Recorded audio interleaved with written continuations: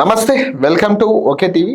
ఒక వారంలో ఏకంగా 400 కోట్ల అప్పు మాయమైపోయింది. అవును, మీరు విన్నది నిజమే.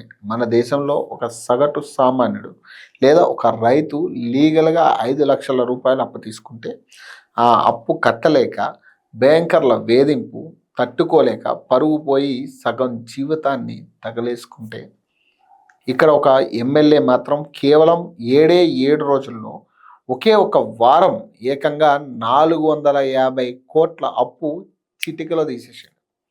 అసలు ఇది అప్పు తీర్చడమా, లేక అధికారంలోకి రాగానే ప్రాజెక్టులు దందాల పేరుతో చేసిన దోపిడీనా? అన్నీ ఈరోజు రాష్ట్ర ప్రజలతో పాటు సొంత కాంగ్రెస్ పార్టీ నాయకులే నోరెళ్ళబెడుతున్నారు. మీరు ఒక్కసారి కూల్గా ఆలోచించండి. 2023 తెలంగాణ అసెంబ్లీ ఎన్నికల సమయాన సదరు మంచిర్యాల జిల్లా కాంగ్రెస్ ఎమ్మెల్యే గారు ఎన్నికల కమిషన్కు సమర్పించిన ఆస్తుల అఫిడవిట్లో ఏమని రాసిచ్చారో తెలుసా? నాకున్న మొత్తం ఆస్తుల విలువ కేవలం 54 కోట్లు అని అధికారికంగా సంతకం పెట్టి ఇచ్చారు. సరే, 54 కోట్ల ఆస్తులు ఉన్న వ్యక్తి తన కుటుంబానికి చెందిన 11 కంపెనీల పేరిట 9 బ్యాంకుల దగ్గర ఏకంగా 470 కోట్ల అప్పు తీసుకున్నారు. 6 ఏళ్ల పాటు రూపాయి కూడా చెల్లించకుండా ఎగ్గొట్టారు. బ్యాంకులు ఆయన కంపెనీలను డిఫాల్టర్గా ప్రకటించారు. నోటీసుల మీద నోటీసులు ఇచ్చాయి. ఎన్పిఏ కేసులు పెట్టి 10 ఏళ్ల పాటు చుక్కలు చూపించాయి. కానీ 2023లో ఎమ్మెల్యేగా గెలవగానే సీన్ మొత్తం ఊహించని విధంగా మారిపోయింది. ఎలా మారిందంటే 2025 మార్చి 24 నుంచి మార్చి 31 మధ్య, అంటే కేవలం ఒకే ఒక వారంలో 10 ఏళ్ళుగా పెండింగ్లో ఉన్న 450 కోట్ల అప్పును సైలెంట్గా కట్టేశారు. బంజారాహిల్స్ నికో బ్రాంచ్లో ఒకరోజే 120 కోట్లు కట్టి ఎన్ఓసి తీసుకున్నారు. మరొక ప్రైవేట్ హోటల్ పేరిట ఉన్న 87 కోట్ల అప్పును మాయం చేశారు. ఇప్పుడు నిలదీసి అడుగుతున్న అఫిడవిట్లో చూపించిన ఆస్తులేమో 54 కోట్లు. మరి వారంలో కట్టిన 450 కోట్ల నల్లధనం ఎక్కడి నుంచి వచ్చింది? ఇది ప్రజల సొమ్ము కాదా? ఈ డబ్బు మూలాలు ఏంటి? ఇక్కడ మనం కొన్ని ముఖ్యమైన విషయాలను లోతుగా విశ్లేషించుకోవాలి. ఎందుకంటే ఇది కేవలం ఒక ఎమ్మెల్యే సమస్య కాదు, మన ప్రజాస్వామ్య వ్యవస్థలో ఉన్న పెద్ద లుసుగు. ఎలక్షన్ అఫిడవిట్ నిబంధనలు ఏం చెబుతున్నాయి? ఎలక్షన్ కమిషన్ రూల్స్ ప్రకారం ప్రతి అభ్యర్థి తన ఆస్తులు, అప్పులు, క్రిమినల్ కేసుల వివరాలను పారదర్శకంగా వెల్లడించాలి. 2018లో ఈ ఎమ్మెల్యే ఆస్తులు 26 కోట్లు, 2023 నాటికి అది 54 కోట్లకు చేరింది. మరి అఫిడవిట్లో చూపించని ఈ 450 కోట్లు ఎక్కడివి? అంటే ఎన్నికల కమిషన్కు తప్పుడు సమాచారం ఇచ్చారా, లేక అధికారంలోకి వచ్చిన ఏడాదిన్నరలోనే ఈ 100 కోట్లు వెనకేశారా?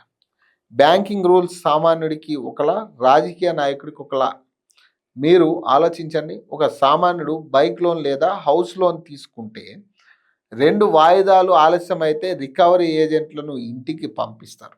కానీ 9 బ్యాంకుల నుంచి దాదాపు 470 కోట్ల రుణాలు తీసుకుని 10 ఏళ్ల పాటు ఎగ్గొట్టిన వ్యాపారవేత్త, రాజకీయ నాయకుడిగా మారగానే బ్యాంకులు 120 కోట్లు, 87 కోట్లు ఏక మొత్తంలో డిపాజిట్ కాగానే ఎలాంటి విచారణ లేకుండా ఎన్ఓసీలు ఎలా ఇచ్చేస్తాయి? ఒకే వారంలో 450 కోట్లు సెటిల్ అవ్వడం అంటే సాధ్యమేనా? ఫైనాన్షియల్ మార్కెట్ 450 కోట్లు లిక్విడ్ క్యాష్ లేదా వైట్ మనీగా మారాలంటే ఎంత పెద్ద ప్రాసెస్ ఉండాలి? విదేశీ బ్యాంకుల నుంచి డబ్బులు వచ్చాయా, లేదా హవాలా మార్గంలో వచ్చి పడ్డాయా? విదేశాల్లో ఉన్న షెల్ కంపెనీల ద్వారా ఈ అప్పులు తీర్చారనే అనుమానాలు కూడా వ్యక్తమవుతున్నాయి. గెలిచిన ఈ 2.5 ఏళ్లలో నియోజకవర్గంలో అసలు ఏం జరిగిందో, ప్రజాసేవ జరుగుతుందా లేక వ్యాపారం జరుగుతుందా? చెరువుల అక్రమాలు, ఇసుక దందా, మంచిర్యాల జిల్లా పరిసర ప్రాంతాల్లో యథేచ్ఛగా చెరువులు ఆక్రమణలు, అక్రమ ఇసుక తొలకలు, బెదిరింపులు, దందాలు జరుగుతున్నాయని స్థానిక ప్రజలు, బాధితులు ఆవేదన వ్యక్తం చేస్తున్నారు. 40కి పైగా సదరు ఎమ్మెల్యేపై ఇప్పటి వరకు దాదాపుగా 40కి పైగా నమోదయ్యాయి. ఇందులో మెజారిటీ కేసులు భూ కబ్జాలు, బెదిరింపులు, సివిల్ వివాదాలకు సంబంధించినవే కావడం గమనార్హం. ఇక కాప్రా భూ కబ్జా వ్యవహారం గాంధీ భవన్ ముట్టడి దాకా వచ్చింది. కేవలం జిల్లాకే పరిమితం కాలేదు, హైదరాబాద్ నగరంలోని విలువైన కాప్రా భూ కబ్జా వ్యవహారంలోనూ ఈ ఎమ్మెల్యే పేరు బయటికి రావడంతో బాధితులు తట్టుకోలేక ఏకంగా కాంగ్రెస్ పార్టీ ప్రధాన కార్యాలయమైన గాంధీ భవన్ ముట్టడించే పరిస్థితి వచ్చింది. ఒక సాధారణ వ్యాపారి లేదా పౌరుడు అకౌంట్లో ఉన్నట్టుండి ఒక 10 లక్షలు లేదా 20 లక్షలు జమ అయితే చాలు, ఇన్కమ్ ట్యాక్స్ విభాగానికి అలర్ట్ వెళ్తుంది. మూలాలు చూపించకపోతే నోటీసులు ఇస్తారు. మరి ఒక ఎమ్మెల్యే కుటుంబానికి చెందిన కంపెనీల ఖాతాలో కేవలం 7 రోజుల్లో ఏకంగా 450 కోట్లు వచ్చి పడితే ఆ డబ్బులో వందల కోట్ల అప్పులు క్లియర్ అయిపోతుంటే IT, ED, directorate of revenue intelligence DRI విభాగాలు ఏం చేస్తున్నాయి? ఎందుకు కళ్ళు మూసుకొని కూర్చున్నాయా? ప్రతిపక్ష నేతల విమర్శలను ఒక్కసారి చూడండి. బీజేపీ ఎల్పీ నేత ఏలేటి మహేశ్వర్ రెడ్డి గారు నేరుగా మీడియా ముందు నిలదీశారు. ఒక సాధారణ ఎమ్మెల్యేకే ఏడాదిన్నరలో 450 కోట్ల అప్పు తీర్చేంత అక్రమార్జనం ఉంటే ఇక పైన ఉన్న మంత్రుల సంపాదన ఎంత ఉంటుంది? ఫైల్ కదిలితే 40% కమిషన్లు దేనికోసం వసూలు చేస్తున్నారు అని రచ్చ రంబోల చేస్తున్నారు. అంతేకాదు కాంగ్రెస్ పార్టీలోని సొంత నాయకులే ఆఫ్ ది రికార్డ్గా ఆవేదన వ్యక్తం చేస్తున్నారు. మేము ఏళ్ల తరబడి రోడ్డెక్కి పాదయాత్రలు చేసి కేసులు ఎదుర్కొని కష్టపడి పార్టీని గెలిపిస్తే వీళ్ళు అధికారంలోకి రాగానే వందల కోట్లు నొక్కేస్తూ పార్టీకి దివాలా తీస్తున్నారని, ప్రజల్లో పార్టీ పరువు తీస్తున్నారని వాపోతున్నారు. ప్రజాస్వామ్యంలో ఓటేసి గెలిపించిన ప్రజలారా ఒకటి గుర్తుపెట్టుకొని ఒక్కసారి కళ్ళు తెరవండి.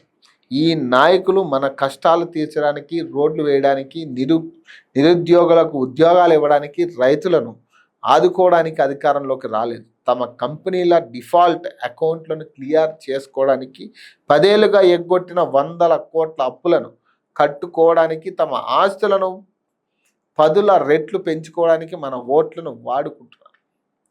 ఈ రేవంత్ రెడ్డి ప్రభుత్వం నిజంగా పారదర్శకంగా ఉంటే, నిజాయితీ ఉంటే ఈ 450 కోట్ల అప్పుల చెల్లింపు వెనుక తన ధన మూలాలపై వెంటనే సమగ్రమైన విచారణకు ఆదేశించారు.